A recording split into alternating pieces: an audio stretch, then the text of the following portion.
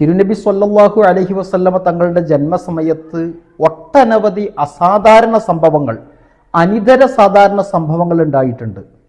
കാന റസൂലുള്ളാഹി സ്വല്ലല്ലാഹു അലൈഹി വസല്ലം ഖൈറ മൗലൂദിൻ വുലിദ അലൽ അർദ്, ഭൂമുഖത്ത് പ്രസവിക്കപ്പെട്ട ഏറ്റവും ശ്രേഷ്ഠനായ ശിശുവാണ് മുഹമ്മദുർ റസൂലുള്ളാഹി. വുലിദ മഖ്തൂനൻ, ചേലാകർമ്മം ചെയ്യപ്പെട്ട സ്ഥിതിയിൽ, ഖിതാൻ ചെയ്യപ്പെട്ട അവസ്ഥയിലാണ് നബി സ്വല്ലല്ലാഹു അലൈഹി വസല്ലം തങ്ങൾ പ്രസവിക്കപ്പെട്ടത്.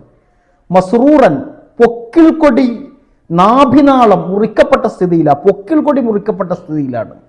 മക്ഹൂലൻ, ഇരു കണ്ണുകളിൽ, ഇരു നയനങ്ങളിൽ സുറുമധാരണം ചെയ്യപ്പെട്ട അവസ്ഥയിലാണ്. മുത്തുനബിയുടെ കണ്ണുകളുടെ സ്വഭാവം, സുറുമ ഇട്ടില്ലേലും നബി സ്വല്ലല്ലാഹു അലൈഹി വസല്ലം തങ്ങളുടെ ഇരു നയനങ്ങൾ, ഇരു കണ്ണുകൾ സുറുമ ലേപനം ചെയ്തതുപോലെയാണ്.